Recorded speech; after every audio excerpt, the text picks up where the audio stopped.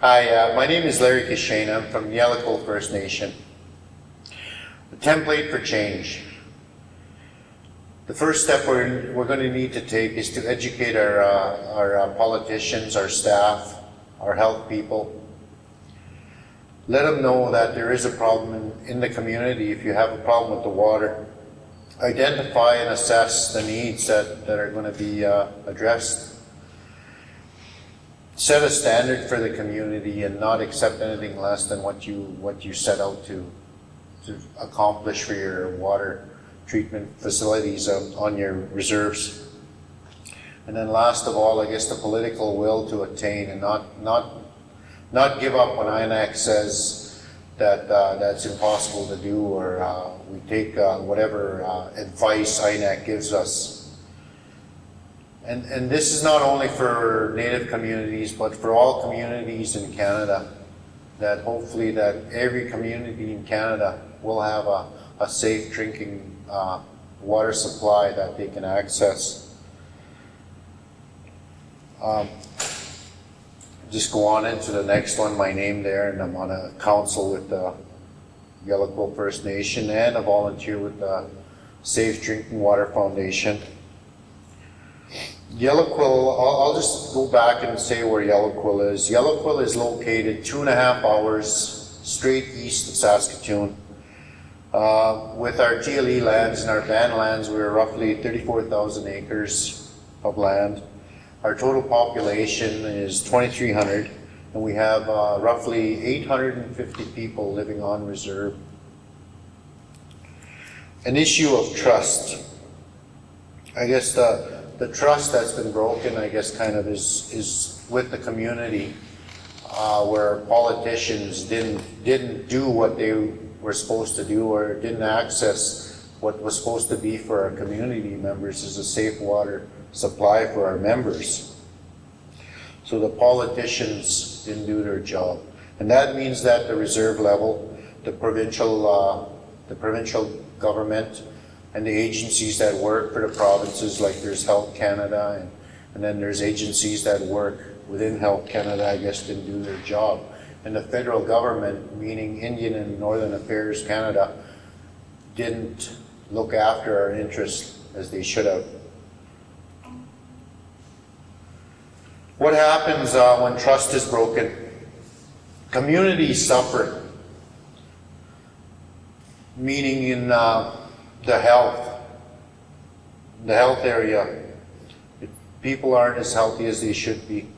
And then people get frustrated when they're dealing with something that hasn't been dealt with, I guess, and the community is forced to live with a situation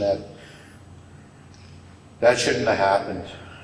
And then the inaction leads to distrust at all levels. Again, the federal level, the provincial level, and then at the reserve level with the politicians. This hurts all our community members. We need to work as politicians with the outside agencies for the betterment of our communities. I guess what happened back with Yellowquill was the boil water was for so long, and there was, I guess, the faith just kind of left the community. There was no faith in any level of government dealing with the water situation on our reserve. How do we rebuild that? I guess time. It's going to take a lot of time to rebuild the trust. We need to openly communicate with the membership, and through that we're going to educate our members, and then make people aware that we have a treatment process at Yellowquill that's the best in the world. And that'll take some time to do that. What happens to a community that could not trust its tap water due to a nine-year boil water order? Number one, health suffered in our members. The health, I guess, is a big item that we needed to address right away. The health leads on to the physical well-being of our members, the psychological well-being of our members, and the community as a whole. After 9 years, Yellowquill First Station has had the boil water order finally lifted as of March 11, 2004. And I guess what we talked about is building that trust. And that doesn't come easily for some of our members. But for some of us that have worked in the project, learned a lot. I worked for 2 years at Kiniston, and I oversaw the treatment plant operation in that community. And at that time I thought that these are adequate systems in place. But sitting on the Yellowquill Water Project, I learned a lot about what effect the treatment processes really are. They're very, they don't address all of the issues, I guess, surrounding water. And with the boil water lifted March 11th, I feel very confident in our plant, our operators. We have 3 of them: Debbie Roper, Roberta Nyapita, and her father Robert. Here's a picture of Blaze, I believe. And these are why some of our past council members have worked so hard, is for the future of these children. Who to believe? Even though we now have water that is such a high quality that it surpasses Canadian water quality guidelines and the even stricter U.S. Environmental Protection Agency water quality rules and regulations, some community members are still hesitant to drink the water. Canada is the only developed country with guidelines, while others in the world have standards that they meet. When we were talking about standards in our community, we looked at some of them and we learned about some of them. The U.S. environmental guidelines were a little stricter than what Canada has. There's federal standards that Canada has, and there's also provincial guidelines that provinces use to meet. So what we did was we found out about the standards. And then when you're looking at standards, you need to look ahead in time. So in 20 years' time, those standards that you put in place are still going to be met. So it gives you some time to even address and make them changes if you need to. So when you develop those standards, don't accept Canadian, provincial, or federal guidelines. Make sure you develop your own and don't give up on them. Make them a part of your community. United Nations Declaration. Safe water. A declaration made by the United Nations was, safe water is such a basic human need. And with Yellowquill, we had bad water out there. When we had first started talking about the project and Hans Peterson getting involved out at Yellowquill, the conditions of our water were compared to third world countries. So it was a big job to try and tackle that. In other communities, reaction is quick. I'll just read the question here and then I'll go on to a little more of what I want to talk about. How could such a deplorable condition been allowed to last for so long in the first place? I guess part of the problem is in 1989, INAC and their expertise came in and said, we're going to give you a new reservoir. Water source will come down the creek, and we'll put a treatment plant in place to treat that water. But that plant ran until 1995, so it's only 6 years. Then we had a boil water advisory put into place, and then there was no movement. Government was reluctant to deal with our situation. Boil water advisories. How often do you hear of boil water orders allowed to last for so long off reserves in non-native communities? You don't hear about it. But in native communities, you hear, I guess government doesn't want to hear, you have communities like Yellowquill that go 9 years without the issue being addressed.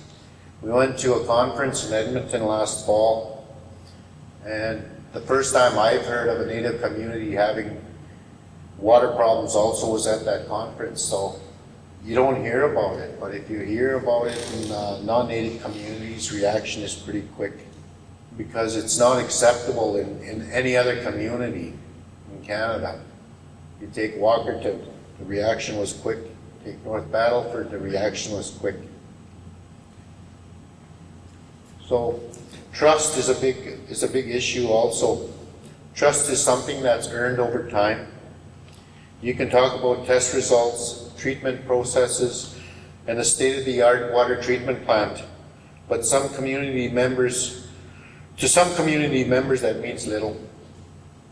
Because of the advisory being in place so long, we still have community members that don't have confidence in the experts that come into our communities to say this is a safe water, this is the process that's going to give you that safe water. We still have that in our community. So that's what we need to do, is we need to educate those people that are still doubtful. And then faith in the people that are working in our plants. Drinking water from the tap has become a test of faith for some of these members. Faith in the treatment process, faith in the water treatment operator, or our water keepers as we call them. That is an issue we're going to need to deal with for probably a little while longer yet, to have faith in the people that are running our plant. Like I said earlier, I have complete faith in the operators we have there. We have 2 areas we work in. There's a technical side to our plant, and there's also a maintenance side to our plant. So Debbie looks after the technical area, the testing. Robert is mainly into the maintenance area, but now they're starting to work with each other to train and get that knowledge going back and forth. And Roberta's lucky, she goes in both areas, so she's picking up a lot more. And so it's good for our community to have such dedicated people to work for us. Here's our operator, Debbie Roper, taking a sip. And Robert is our other plant operator there, and his grandson. So they're testing the water. They're confident in their water. Taken for granted. Drinking safe water is not taken for granted anymore or anywhere. You see this lack of trust even in large cities, not only in our communities, but everywhere. The bottled water industry is thriving. Why is this? It's because people are getting educated. They're finding out the treatment systems in our communities aren't adequate. They need upgrading. They need to address some of the issues that we have addressed at Gilliquill. And this is a big part. Learning as you're going along. Learning what's safe. What problems you're going to be dealing with. I think we've done that at Gilliquill with the help of the Safe Drinking Water Foundation. Our mission. This is the Safe Drinking Water Foundation mission. Promote safe drinking water through supporting innovative research and development, increase awareness of health concerns from consumption of poor quality water, act as a catalyst to ensure that appropriate action is taken to enable the provision of safe drinking water to rural residents. Do the right thing. The rookie environmental health officer at Gilliquill humbly states, I was just in the right place at the right time. She also did the right thing. You too are in the right place at the right time. Will you do the right thing?